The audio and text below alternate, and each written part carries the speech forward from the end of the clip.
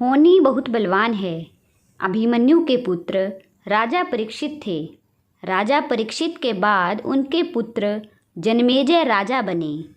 एक दिन जन्मेजय वेद व्यास जी के पास बैठे थे। बातों ही बातों में जन्मेजय ने कुछ नाराज़गी से वेद व्यास जी से कहा कि जहाँ आप समर्थ थे भगवान श्री कृष्ण थे, भीष्म पितामह, गुरु द्रोणाचार्य, कुल गुरु कृपाचार्य जी, धर्मराज युधिष्ठिर जैसे महान लोग उपस्थित थे, फिर भी आप महाभारत के युद्ध को होने से नहीं रोक पाए और देखते देखते अपार जन धन की हानि हो गई। यदि मैं उस समय रहा होता तो अपने पुरुषार्थ से इस विनाश को होने से रोक लेता। अहंकार से भरे जन्मेजय के शब्द सुनकर भी व्यास जी शांत रहे। उन्होंने कहा, पुत्र, अपने पूर्वजों की क्षमता पर शंका ना करो। यह विधि द्वारा निश्चित था, जो बदला नहीं जा सकता था। यदि ऐसा हो सकता तो श्री कृष्ण में ही इतनी सामर्थ्य थी कि वे युद्ध को रोक सकते थे। जन्मेजय अपनी बात पर अड़ा रहा और बोला, मैं इस सिद्धांत को नहीं मानता।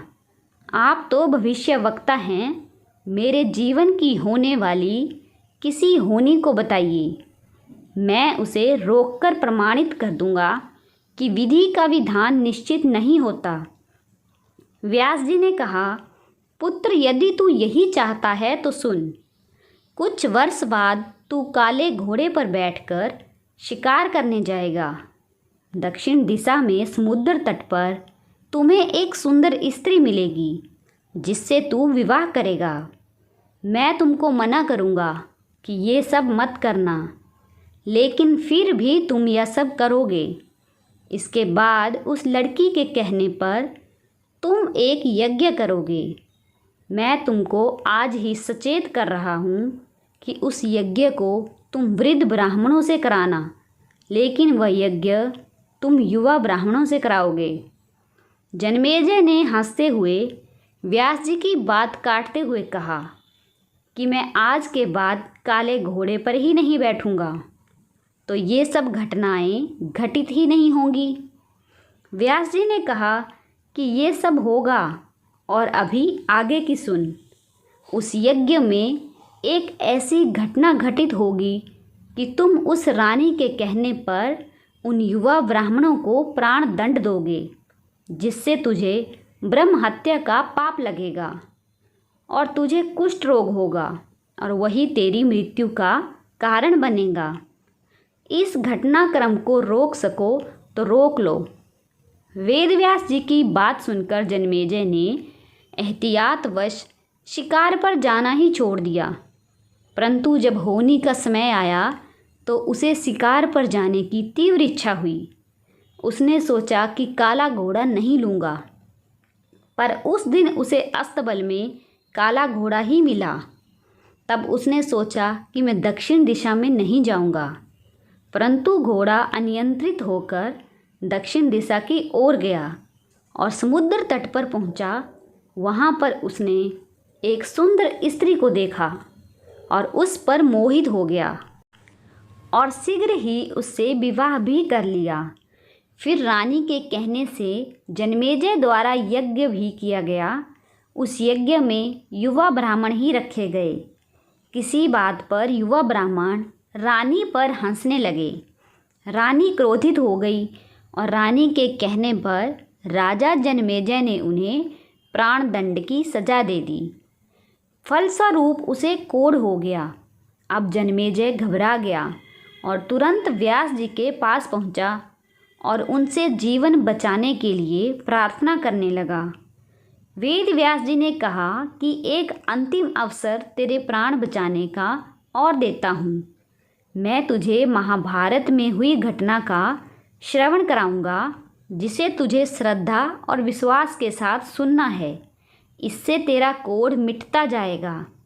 परंतु यदि किसी भी प्रसंग पर तूने अविश्वास किया तो मैं महाभारत का प्रसंग रोक दूंगा और फिर मैं भी तेरा जीवन नहीं बचा पाऊंगा। याद रखना, अब तेरे पास यह अंतिम अवसर है। अब तक जन्मेजय को व्यास जी की बातों पर पूरा विश्वास हो चुका था, इसलिए वह पूरी श्रद्धा और विश्वास से कथा सुनने लगा। व्यास जी ने कथा आरंभ करी और जब भीम के बल के वे प्रसंग सुनाए जिसमें भीम ने हाथियों को सूंडों से पकड़कर उन्हें अंतरिक्ष में उछाला, वह हाथी आज भी अंतरिक्ष में घूम रहे हैं। तब जन्मेजय अपने आप को रोक नहीं पाया और बोला कि ये कैसे संभव हो सकता है, मैं नहीं मानता। व्यास जी ने महाभारत का प्रसंग रोक दिया और कहा, पुत्र, मैंने तुझे कितना समझाया कि अविश्वास मत करना, परंतु तुम अपने स्वभाव को नियंत्रित नहीं कर पाए, क्योंकि यह होनी द्वारा निश्चित था। फिर व्यास जी ने अपनी मंत्र शक्ति से आवाहन किया और वे हाथी पृथ्वी की आकर्षण शक्ति में आकर नीचे गिरने लगे। तब व्यास जी ने कहा, यह मेरी बात का प्रमाण है। जितनी मात्रा में जन्मेजय ने श्रद्धा विश्वास से कथा सुनी थी, उतनी मात्रा में वह उस कुष्ठ रोग से मुक्त हुआ, परंतु एक बिंदु रह गया और वही उसकी मृत्यु का कारण बना। सार: पहले बनती हैं तकदीरें, फिर बनते हैं शरीर। कर्म हमारे हाथ में है, लेकिन उसका फल हमारे हाथों में नहीं है। होनी को टाला नहीं जा सकता, लेकिन नेक कर्म व ईश्वर नाम जाप से होनी के प्रभाव को कम किया जा सकता है। अर्थात रोग आएंगे परंतु पीड़ा नहीं होगी। वीडियो अच्छी लगी है तो लाइक शेयर करें और मेरे चैनल को सब्सक्राइब करें।